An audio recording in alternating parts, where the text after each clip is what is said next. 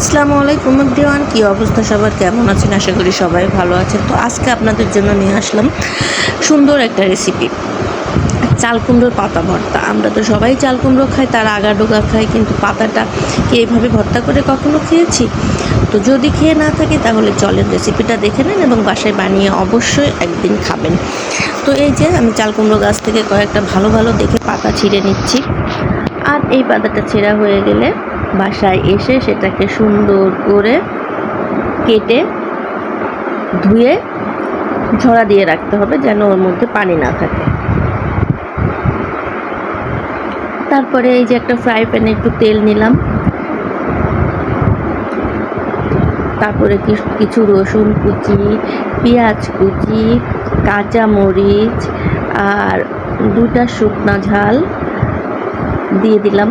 এরপরে কিন্তু টুইস্ট আছে, সেটা হচ্ছে অবশ্যই আপনাকে কিছু চিংড়ি মাছ দিতে হবে। এটা ভাজা ভাজা হয়ে গেলে তারপরে এই যে ঝরানো শাকটা এর মধ্যে দিয়ে দিতে হবে।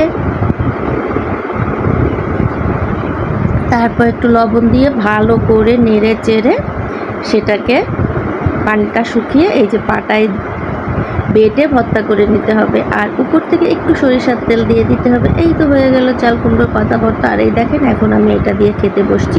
তো আজকে দুপুরে ছিল এটা ছোটো মাছ চচ্চড়ি আর হচ্ছে পাঙ্গাস মাছ ভুনা, সাথে লেবু আর কাঁচামরিচ। খাওয়াটা তো সেই জমে গিয়েছিল। তো আপনারা অবশ্যই বাসায় একদিন ট্রাই করে দেখবেন অনেক ভালো লাগবে।